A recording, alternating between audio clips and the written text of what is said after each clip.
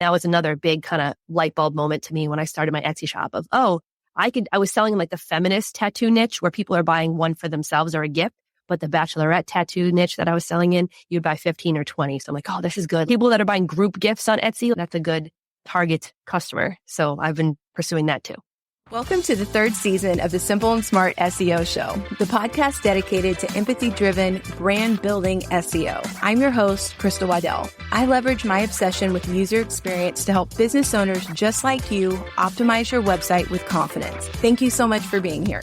Let's jump into another great episode. Welcome back to the Simple and Smart SEO Show podcast. I am here with Julie Berninger, and I'm so excited because we're going to talk about all things digital products and Etsy. So two big things that, not only do I use, but I'm also for 2024 trying to expand the products that I offer into the digital product space. So Julie, I'm so excited that you're here today. So excited to learn from you. Thanks for coming on. Thank you for having me. So we talked a little bit about like your journey, and I was hoping you could just summarize it for the person on the other side of the headphones and just explain like how you got into selling digital products on Etsy and what your business looked like when you started versus what it looks like now. Sure. So I'm a mom of two that lives in the Boston area, and I've been in online business for about a decade now, but I was running a parallel life where I was trying to work in tech and move up the corporate ladder there. I always wanted to retire early. And by always, I mean, I just stumbled upon a blog maybe a couple of years after starting work. And I heard about people who retired in their 30s. And I said, why am I working in the 9 to 5, not having free time to pursue my passions? I wanted to travel. I wanted to do all these things. Now that I have kids, I'm like, I don't have any time. Like, even though maybe I have some semblance of financial independence, I don't have time to go anywhere. Mm-hmm. I can't leave my house. But at the time I was thinking, I'm so envious of these people. So that's where it all started. And I had a blog about personal finance, Millennial Boss. I had a podcast called Fire Drill that was interviewing people who had achieved financial independence at a really young age. And through that, I was side hustling. So one of my side hustles was Etsy, and I loved it. I was selling in the bachelorette party space, but I switched from physical products to digital products pretty soon. And that became my sort of niche in the personal finance world. And I ran a couple masterminds, and then that turned into an online course that has turned into Gold City Ventures, which is my main business. And we've helped over 15,000 students start Etsy printable businesses as a side hustle. That is so amazing. And I just have to give you props for just recognizing the value and the power of digital products over physical products, because it wasn't until our paths crossed a few months ago that I really started to think about how I wanted my own life to look, and the fact that, wow, if I could find digital products to sell or create digital products to sell that would really empower other people, that would free me up to do all the things in every day that I wanted to do versus having to physically create it. So kudos to you for figuring that out early. Thanks. Yeah. Lately, I've been all about scaling because I think also being a busy mom, I get overwhelmed easily with everything going on. And then I just have to remind myself, I don't have to do it all myself. I just have to outsource and I have to delegate. And that has been the number one key, even before I had kids, of how I did this all at the same time. It's just finding a business partner. A lot of people go on their own, or finding contractors to work with me, being willing to give them some of the profits of the business so that we could grow. Then we've been able to scale and things like that. Whether you're selling digital products or whether you're hiring contractors, those are all the smart things to do in business so that you can multiply yourself. So we're here to talk about Etsy and SEO, but you mentioned a business partner. Can you tell us how you guys came together and how you make that work? Sure. So Cody was someone that I had interviewed on my podcast who was trying to achieve financial independence. And we knew each other. We'd attend similar conferences, and he had been freelancing for friends of mine, and I heard great things about him. He actually had just graduated college, and I was about to turn 30. So we have a little bit of an age difference, but he was in that perfect point of life where he was ready to grind. And I had just gotten pregnant with my first daughter, and I was super sick and couldn't leave the couch. And we had a conversation of, hey, it would be really great if we launched a series of online courses, and one of them will be blogging. And we divvied up tasks, but this was very casually. And then all of a sudden, 4 weeks later, I hear back from him and he's got 12 videos recorded. Wow. And I was sitting on the couch sick, and I'm like, oh, this is it. This is the person that I need right now, because I want to move forward, but I can't physically do it. And this is rare because I've had other business partners. I've brainstormed tons of ideas with people, but it's very rare that you find someone that after the first meeting, they can just go, they're self-starter, they don't need any direction, and they just get stuff done. So I just knew here's someone that was special. So we launched the business together, and he has a whole different lifestyle. Like, he travels all over the world with his wife. They go to Greece for 4 weeks and all this stuff. Whereas I am more tied to the suburban lifestyle. But it really does work for us because I have some unavailability with the kids, and we both want the same thing, which is a business that we love to do. We only do the stuff that we like for the most part, and we can still scale and grow without having to put in the terrible hours every day. Yeah, gosh, that's amazing. And it's such a crazy affirmation because there's something that's going on behind the scenes for me and a partnership that is brewing. And some of the things that you said they're reminiscent and resonant and kind of things that this person has said about me and how I feel about her. And so hearing you say that, it's just, wow, maybe we really are onto something. So that's pretty cool. Yeah. Okay. So you talk a lot about niching down and finding like a product in a particular space. Where does one even start? Because then maybe we could use me as an example. I always love to volunteer as tribute because let's say someone has a business already where they sell physical products. How can they niche down into creating digital products? Should they do something that's similar to what they're already doing? Or is it okay to go off into something completely different than what they do with their physical products? So the answer is it depends. And I can go through what path you would take in each scenario. So sometimes we have students that would join the ePrintables course where they are a particular profession. They're a speech language pathologist, and that's what they know. And they even have resources that they used in the classroom, and they got everything they need. And it's just, they don't know how to make an Etsy shop. In that particular case, I would say follow your niche and become the everything for that. And Etsy does say that it rewards when a shop is in a particular niche. And by reward, it just means it knows what this shop is about. So they'll probably have an easier time matching your listings with their search queries because they'll just know you're in that speech language niche. That being said, most people don't come in with that particular niche background. And some of the physical sellers have something that easily translates to a digital product. Like, for example, if you make crochet animals, then crochet patterns is a natural thing to add to your shop that makes sense. That being said, most people don't have that. So then this goes into the third category of, if you're an existing seller, how successful of a seller are you? For example, if you are making $50,000 a year and this is your full-time job, I would not experiment, and you're in one niche, I would not experiment by adding digital products into your actual shop. I would create a second shop just for printables. That being said, if you're a casual seller and you're making like less than $1,000 per month, then in this case, there's nothing to lose. There's only something to gain by diversifying your product mix and adding printables directly into your shop. And in that case, I would diversify. And first, I would start with seasonal products, which is our seasonal product strategy, because we see people making sales faster that way in the printable space. So find a holiday that's 2 months ahead and make printables for that. And then Etsy does have that feedback mechanism where if you're getting sales, you're getting views, favorites, all that, then you're like putting thumbs up to your shop and they'll continue to show it, maybe give you better placement, things like that going forward. And that's something that you can do with that seasonal wave rush. I don't love watching people try to pick a random niche and try to follow it, because most of the sellers that I've been tracking since they started with us in 2019, they've changed their niche a million times. So like the chances of you picking a niche out of nowhere that's the right niche that has high search volume and you're going to love it is just rare. So I would say don't be afraid to try all the different things if you're in that third category of seller that I mentioned. Okay, that's great. And it's so helpful because, like I said, I have 2 different businesses. One is Collage and Wood, which is my website, collageandwood.com, and then I have Collage and Wood on Etsy. And then my new digital product shop for SEO related things is Knowledge Vomit. And so I did what you said. I created a new Etsy store for Knowledge Vomit. Or now I'm trying to put products in there. But on my Shopify store, I actually created a senior night planning guide and made it a paid lead magnet.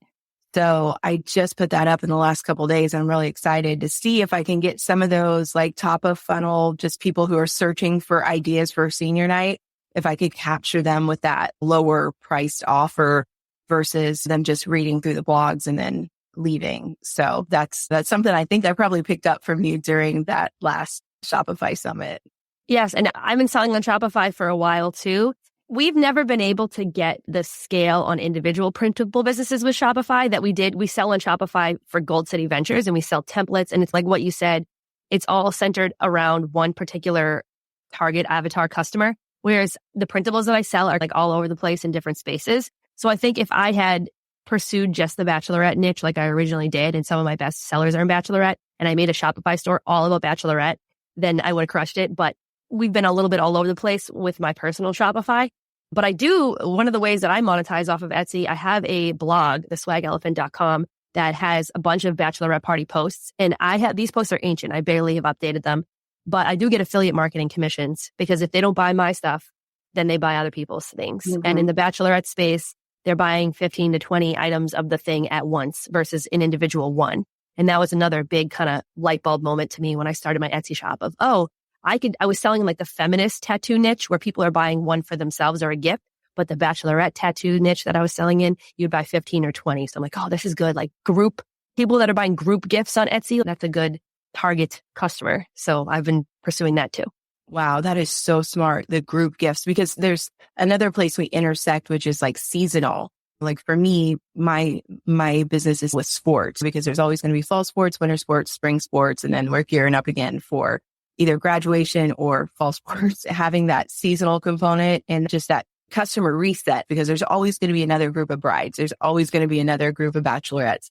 And so that's the first thing that I really love about what you said. And then the second thing about it just being groups, and it's super smart because then you know that they're going to need to buy other things for multiple people. So when I do my follow through Friday for this episode, that is something I'm going to do and make sure that I update my blogs with my Etsy affiliate links so that I can capture some of those group sales as well. It's so smart. Yes. And I do think that Etsy rewards backlinks. And for those of you that maybe have a blog, you may know that it's a strategy to try to get other people to link to your blog, getting other people to link to your Etsy items.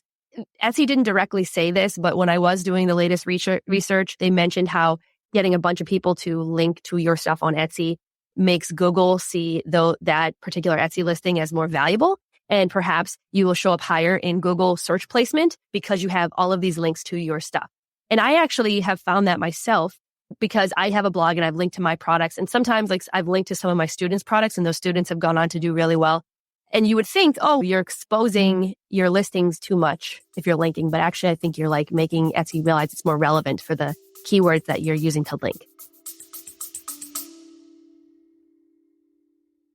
Dive into the digital age with the Code of Entry podcast, hosted by me, Greg. Each of our episodes is a treasure trove of knowledge focusing on critical areas like cybersecurity, search engine optimization, and the latest digital advances. Whether you're a seasoned professional or just starting out, this podcast is your gateway to mastering the digital domain. Don't miss out on the tools and insights you need to thrive in a rapidly changing digital landscape. Listen to the Code of Entry podcast today and unlock the power of technology. Wow, that's really interesting. So super helpful tip for linking and backlinking strategy. One thing I like about having an Etsy shop in addition to a Shopify store, in addition to even like an Amazon store, I don't know if you sell on Amazon as well, but all of those are places on the search engine results pages that you're taking up space. So if you get to the point where you're either ranking for your business name or a specific keyword, then your business is going to show up in all those places. So now, even though it's got infinite scroll on Google search results now, which means you can just keep going and going, there's still this idea of page one. And if you're taking up most of the space on the search results page when people first get there, I think you're more likely to get a click, or at least it reinforces your brand. Such a good point. No, I never sold on Amazon because I was working there. That was the last corporate job I did for almost 5 years.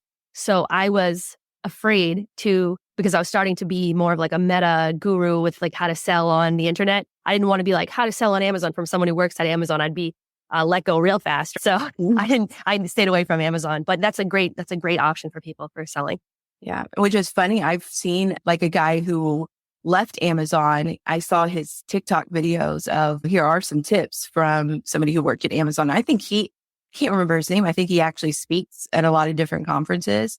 So I don't know what their non-disclosure agreements are. That might be just a little something for you to tap your foot into as well. But okay, so for those of us that are maybe a little bit unfamiliar with like printables and digital products, can you explain how that process works? Sure. So customers are shopping on Etsy for downloadable products. Sometimes they're looking for last minute gifts that you can literally print out. Like my business partner, Cody, he had a big hit with love coupons where people are buying last minute Valentine's Day gifts or different Father's Day, et cetera, you can imagine. And I've done last minute greeting cards on Etsy. I've seen students do well with that. But then you also can do social media templates. You can do knowledge like ebooks. I try to stay away from that space, to be honest. You can imagine with Gold City Ventures, we could spin up a whole shop about Etsy SEO tips, but I'm afraid that Etsy won't like you selling Etsy SEO tips that are not endorsed on their platform, and it's only a matter of time before they figure it out. So I stay away from that. I don't really love like the ebook niche, but you can do printable games for kids. Or you said you were a teacher. I've seen students crush it with just teaching resources, and then they sell them again on TPT. For example, you could do lesson plans, tracing sheets. My daughter loves tracing sheets, coloring pages. There's infinite things. Teacher appreciation gifts are a huge niche. Those are things that people download and print. The key is you're making them on your computer and then you're uploading them to Etsy. And then when the customer buys, you actually don't have to do anything to fulfill the order. It automatically moves over to the completed section and you would just answer customer questions. Now, customers don't always know tech. So if you make a more complicated product, like it's editable, or if they just can't figure out how to download it, they might message you. So there may be that piece of it, but you can try to get ahead of those by providing instructions and things with the purchase so that you can try to get them not to message you. Yeah. And I was thinking, what about the whole copycat thing? Because I have a friend who sells a digital course, and I know you've got to have that abundance mindset and all that type of stuff. But someone actually took her course, downloaded all of the materials, and then repackaged them and sold them as their course. And so they had to get a lawyer involved and that type of stuff. So is there any fears with that type of thing? And because also people get ideas from other sellers. So it's, oh, they're doing that, I'm going to do it too, that type of thing. Is there any way to protect your intellectual property, or is that a concern that anybody you've worked with has had as well? I would say don't watermark your stuff because that will reduce your ability to show up in Google and other things, most likely, because you're blocking the image and you might reduce click-throughs. So a lot of people do that, and that's just not the wrong move. Yes, abundance mentality in business is really important to have. I think a lot of us, when we're starting something new, we try to talk ourselves out of doing it. And at the end of the day, I think my dad always says there's nothing new under the sun. Yeah. Everyone is recreating the same stuff. But that's not a reason to move forward. There's people that are succeeding every single day. And if you sit back and don't go after your dreams because you're afraid of what will happen, then you just can't. You miss 100% of the shots you don't take. So you got to go for it. Now, in terms of copycats, I mentioned this before. I don't think it's as big of a deal as it is. Like, for example, I have over 100,000 people on the Gold City Ventures email list. The first or second email, you click into my Etsy shop. My best-selling product is a bachelorette party scavenger hunt that I've mentioned on 100 podcasts and linked to blog. That being said, it still sells. My most exposed product, the most copied product, still sells. So if you have the right strategy and your product is the best product, then you don't need to worry about that type of copycat stuff. And in fact, when you're first getting started, I think a lot of new people, they focus so much on getting the money and the income, but really you're training yourself on how to understand search volume, SEO, consumer demand, how to make products, how to pivot quickly. It's almost like getting paid to be trained. So I think maybe there's a little bit of too much focus on, I had 3 listings and someone copied these 3 listings. I totally understand how they feel, and that feels horrible to be copied. But at the same time, it's what you learned while creating those 3 listings, while getting to the point of being a bestseller. No one can take that from you. And that's your brain. So as long as you're still in the business, it's not a wasted time in any way if someone copied. And there's always copycats. Like, for example, Gold City Ventures, I just found somebody, I found her a while ago, but she copied our lead magnet webinar email copy. People are messaging me saying, hey, is this your business? She didn't download the resources, I don't think, but it's a complete copy. It's just no matter what level you're at, there's always going to be copycats. But the bigger you get, the more you can afford the legal team to help you. So at the beginning, you don't need that or have that. But now we spent like almost $20K on legal in December. That's a large business at our size. That's normal. business is tough. Doing hard things is tough. Making a lot of money is hard. So don't be afraid of it. Lean into it. You can totally do it. Yeah. And they do say that imitation is the sincerest form of flattery, right? Yes. And at the end of the day, yeah, they're copying your strategy. They're making some sales on it. That's frustrating. Why don't they get their own thing? But it's like, that's a person that can't think of their own thing, but you can. And you have the brain that's creative and smart, and you're training yourself to seek opportunities. And they're not going to notice when there's a gap in the market, and you're going to move forward and jump on it. And they're going to have to wait to see what everyone else is doing because they can't figure out what to do themselves. Yes, exactly. And at first I wasn't a huge fan of that, but I was very nervous about it early on with my Etsy shop because I was the first one to make jersey number collages because you couldn't find numbers in the store 10 years ago. We had to start making them, and then people wanted the numbers. So then we started making the numbers to sell to people or whatever. Now we make really big, giant numbers. So it's funny how the people who, shifted into that jersey number collage space, they have part of the equation, but not all of it. And in the meantime, it actually created a bigger percentage of sales for us to go into selling giant numbers as photo props, as event decor, of all these different things. And so it's, yes, I still make the photo collages, but a bigger part of our business now is actually the giant numbers that came from that whole experience. Yeah. And I think culture and art and everything imitates each other. So sometimes when people copy me in my Etsy shop, I actually think it helps me because they're creating more demand on Pinterest and in social media and stuff for the exact thing I sell. Like, for example, maybe it wasn't a huge thing to do a scavenger hunt for a bachelorette party, like a bar scavenger hunt. But when people are Googling how to have a fun bachelorette party and there's 12 different results of scavenger hunts, then they've just created more demand for that particular product and expanded the market. Copycats, do I want them to copy me? No. And sometimes we're acting like they're bad people. These are just like, oftentimes it's just newbies that can't think of something to do. And they didn't even realize. They're like, oh, sorry, I was just getting started. But you don't want to scare anyone. Because I also see on the other coin, people are too afraid because they're afraid they're going to copy someone. And they're like, I want to make a scavenger hunt. So I don't know how to make it different than yours. And they get all stressed out and they don't move forward. So really, I just want to mention this is not a big deal. It's a little bit of an annoyance when you're on the more established seller side. If you're new, like you just got to take chances. And if you make mistakes or whatever, you're not going to put Disney in your shop. So as long as you don't do that, you're going to be okay.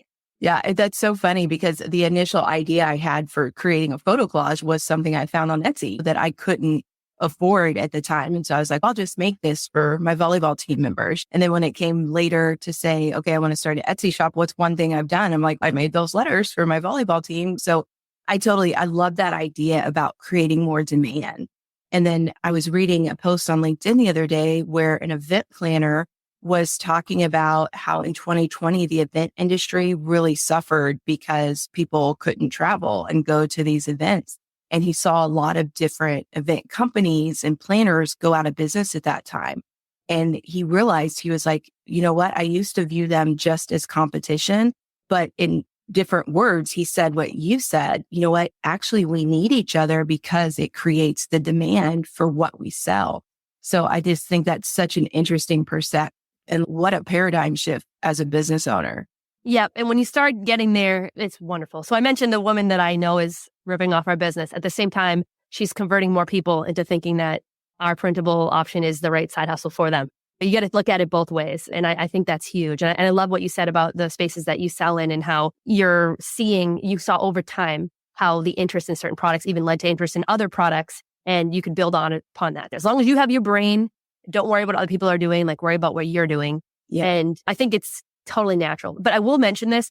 The product has been my best seller the last couple of years, not in the bachelorette party space. It's one that I found using keyword research and I was literally the first person to sell it on Etsy in this particular. So there is something to be said of that because I think a lot of people base their strategy just on looking what else is out there. But everyone else out there could have created a product that was awful. Or they could have missed what everyone wanted, what everyone was searching for. And they're like, oh, why is there none of this with purple sparkles on it? I've been looking for purple sparkles or unicorns or whatever. You can use keyword research. And that's what we teach with our students of how to find the things that are not existing yet that are highly searched. So when you teach your students, are you looking for Google Trends? Are you using Pinterest trends? Or do you don't want to give away your whole secrets here, but do you have a starting point for someone to seek out what could be a great opportunity? All of the above, yes. And then we are huge fans of eRank. That's if we had to pick one tool, get in your lifeboat. If boat collapses, you pick eRank. And it's not just saying E-rank is not exposing things, because if anyone's ever logged into E-rank, it's a lot. There is a lot there. It's like not the most streamlined thing, but those of us that do know what we're doing love it because it's find and seek, and you can use it in a million different ways. And we just love it. So that's what I would tell people. And it stinks, I have to pay for another subscription. But like the basic E-rank tool, like it's like less than $10 a month or something. If you're not willing to spend $10 to invest, but you're willing to spend money in all these other ways that are like wasted, I think that's nuts. Like the keyword in the data is where it's at. Okay. So what about that first sale? I've noticed on one of your posts that somebody had posted that they had just gotten their first sale and it was so exciting. And it's been 10 years since I got my first sale on Etsy. But now that I have this new knowledge vomit shop and I'm trying to sell like SEO printables or whatever, it's what can you do now in 2024 that's going to help you get that first sale? I think when I see students get their first sale and the ones that get it fastest, a couple things. One, the seasonal product route, I really think that's the way to go, because if you think about why people are on Etsy, they're shopping for special occasions, they're shopping for certain people. And they even in the seller handbook, they tell us like what they want us to make basically by saying, here's who, for example, for Christmas, they were talking about how there needs to be more gifts for teenagers.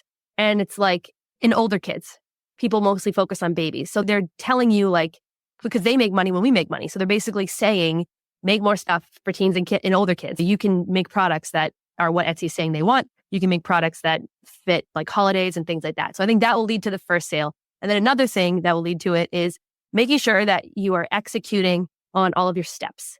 I think personally, I like taking courses for things because I don't have the time, being a busy mom, to figure all this out myself. And when I was in my 20s and I was sitting in my apartment in the city and it was like, oh, should I like go out and get this, or should I sit down and learn for 5 hours? I had the time to actually do it. And it was just my own personal willpower. I don't have the time right now. We were talking before this, all the kids got sick over Christmas. They don't go to daycare when they're sick. It's just a big swarm of everything that happens. My power went out an hour ago. I have a lot more that I'm worrying about now. And I can't be Googling for 100 hours and then trying to assess whether the person that I'm following knows what they're doing or not. So that's why I take courses. We have a course. Anything I want to learn, I will go buy a course. Like I want to learn like ManyChat, which is a social media tool. I'm going to go buy a course. I'm not going to sit there and just scour the internet like I used to. I think that's what people can do. Just don't sit around and waste your time trying to go in 100 different directions. You'll burn yourself out.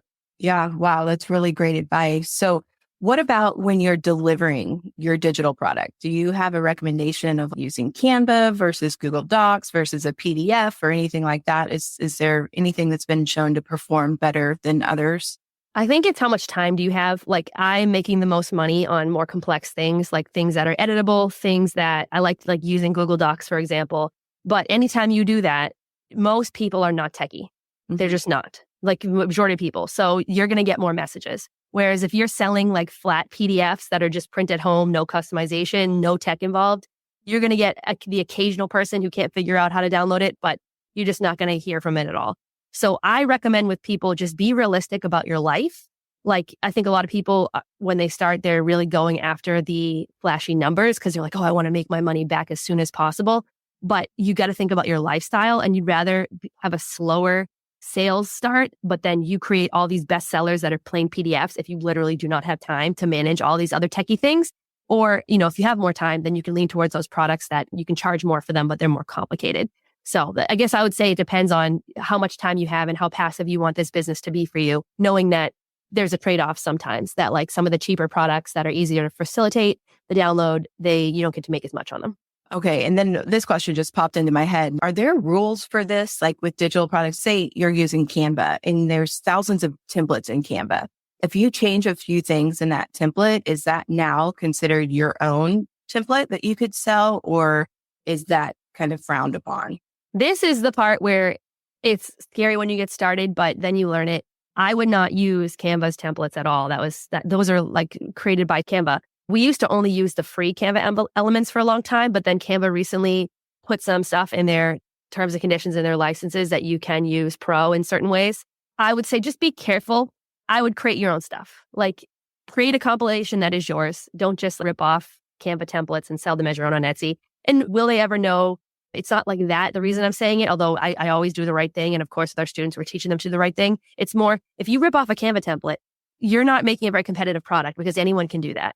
So if you take the extra second to plan out what you think it should look like, and even maybe if Canva has a template, like use their template and then figure out what was missing about it and make it better. If you take the extra second to actually use your product and you're like, oh, this makes no sense. Like for example, on us for a password tracker, most people that you see on Etsy and also Canva and stuff, they're making password trackers as if your password is never going to change. I forget my password every day. I'm resetting it like 3 times a month. I can't remember with like my mom brain situation. So why doesn't it have multiple columns? So that's what I'm saying. If you just copy or take what's there and you don't actually try to use it and you don't think and use your brain, your products are just not going to be as good. Whereas if you take 5 seconds and you're like, oh, this makes no sense. Like I just changed my password twice in the last week. There's supposed to be multiple columns. So that's what I would say. That's super smart. Okay, so let's run through some elements of Etsy SEO just to give people an idea of what to double check or maybe some insights on how to do it better. What about just in terms of 2024? Are there new trends for Etsy SEO that we need to be aware of? I did some research on what Etsy published and I want to really reiterate that they were hammering the fact that Google is a really important part of your Etsy SEO strategy, like optimizing your stuff for Google.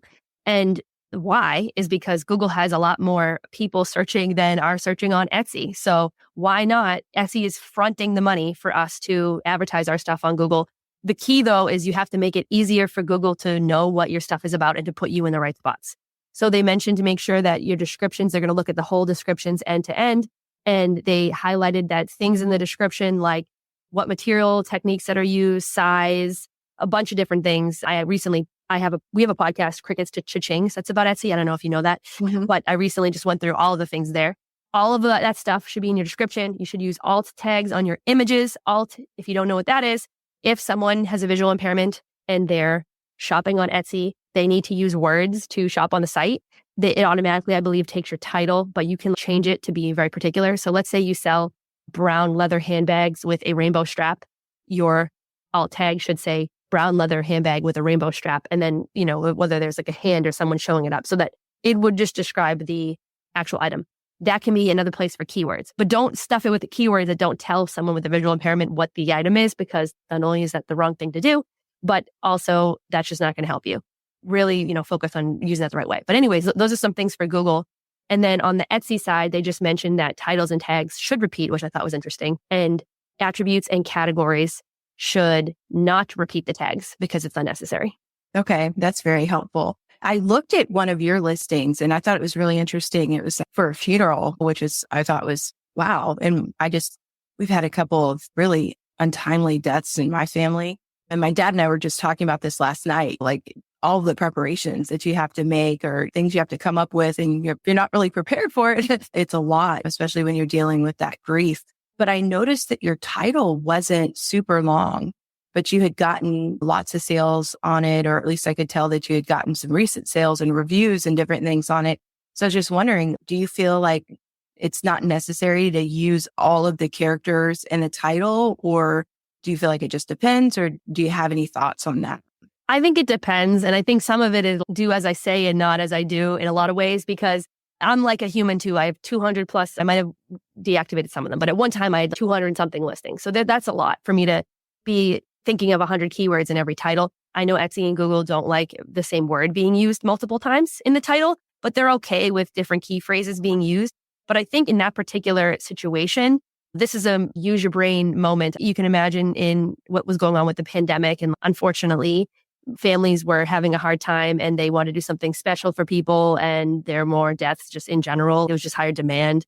That it made sense to offer a product that provided them with some customization, personalized, special thing that made them feel good about what was happening. Because I know I still remember this, like when my grandmother died when I was young, someone printed out like an Irish poem and put her picture in, and it was just very beautiful. And I think my mom and I, we kept that, providing people like a nice little keepsake there. But this is an example of what I was telling you earlier, where when you do a product like this, yeah, it may seem at macro, that's great. But just keep in mind, how do you think I feel when I get customer service requests? I have a hard time keeping those people at distance because I know that they're hurting and they're going through a really difficult time. I just have to be more responsive and I have to be on more. Whereas if someone's printing out like a gift card holder, if I don't answer them immediately or whatever, I'm doing it within 24 hours. But if I don't answer like right away, it just gives me a little more flexibility in my life. Whereas in this case, I'm like, I know that because I've done this, when people have died in my life, I'm like, there's two people sitting at a computer. Someone got tasked with filling this thing out and they're stressed and they have to get it done by tonight. And they have to get it printed by tonight. And I have to answer them right now. When you're selling, you have to think of what you're selling and the urgency of the customer. And then can I actually make space for that in my life that I have right now?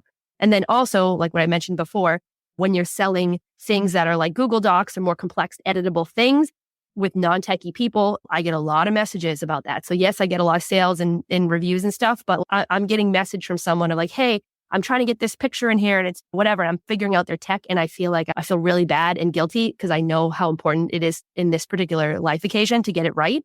I have a hard time with that. So anyways, I just wanted to mention that because like sometimes when you see people have like sellers and they make a lot of money in certain ways, like there's costs, whereas you need to think about your life and you're like, hey, I'm truly maxed out right now, then don't sell a product like that because you can find another product, search harder to find one that will make as much money, but it may not fit in everyone's life. And because if you get bad reviews and you can't do it right, then you're going to tank your shop overall.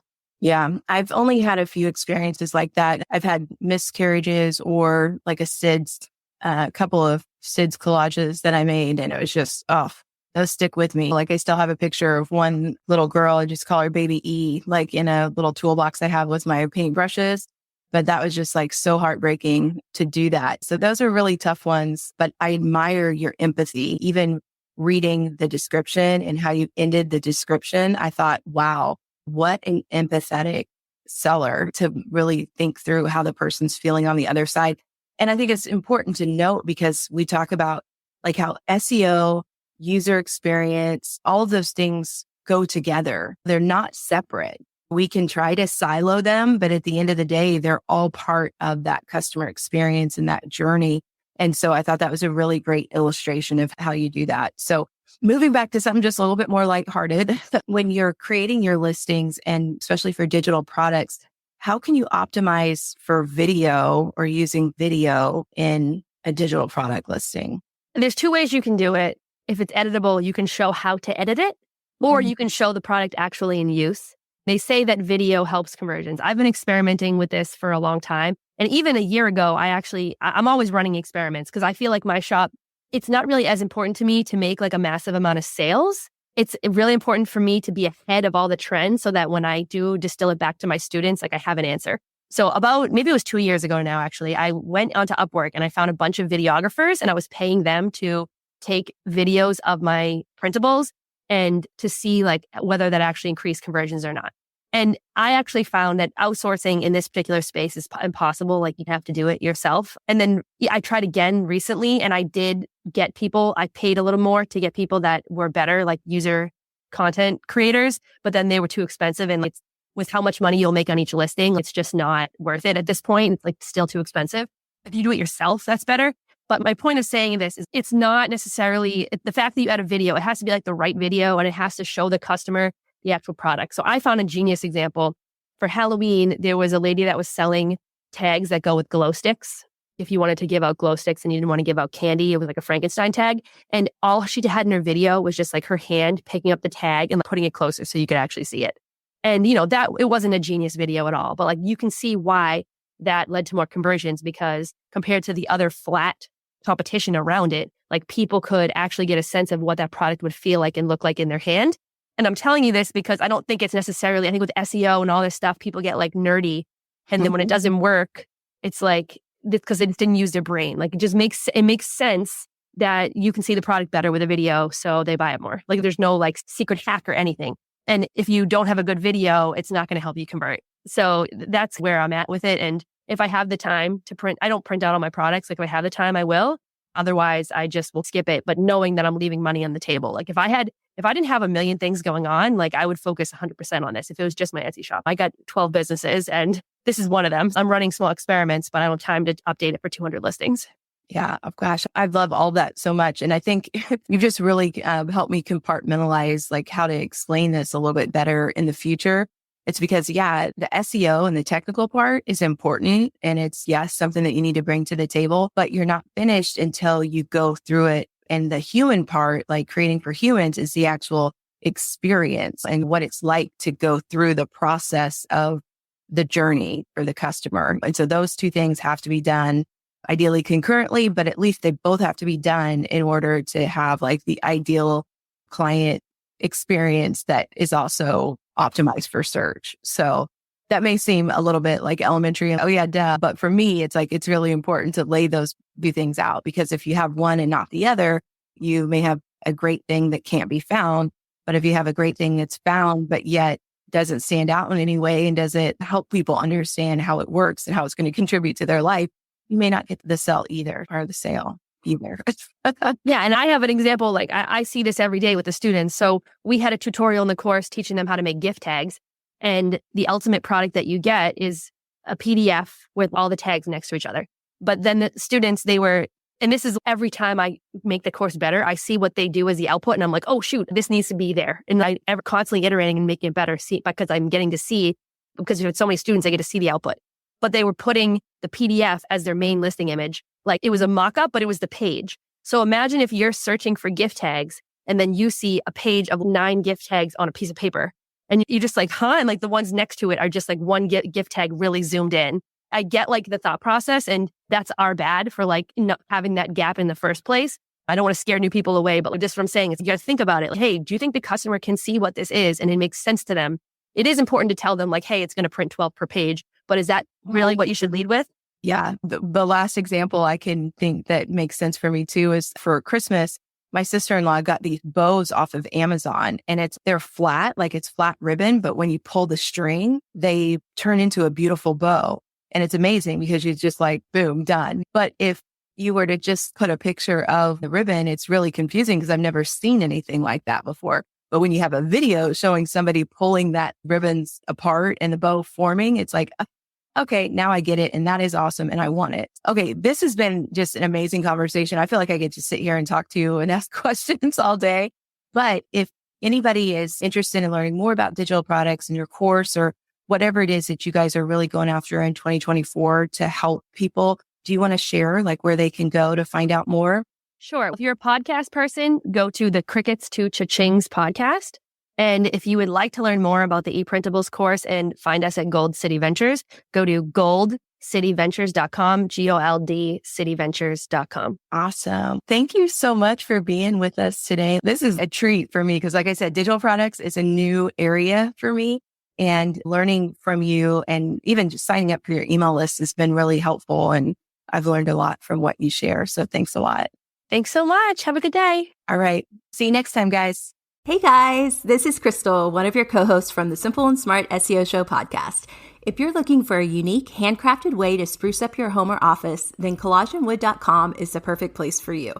We are a small, woman-owned business that offers a range of beautiful wooden signs for your home or office. Our talented team of artists will work with you to create a sign that perfectly suits your needs. So why wait? Use promo code SIMPLE10 to save 10%. Visit collagenwood.com today. Save 10% with promo code SIMPLE10. That's collagenwood.com.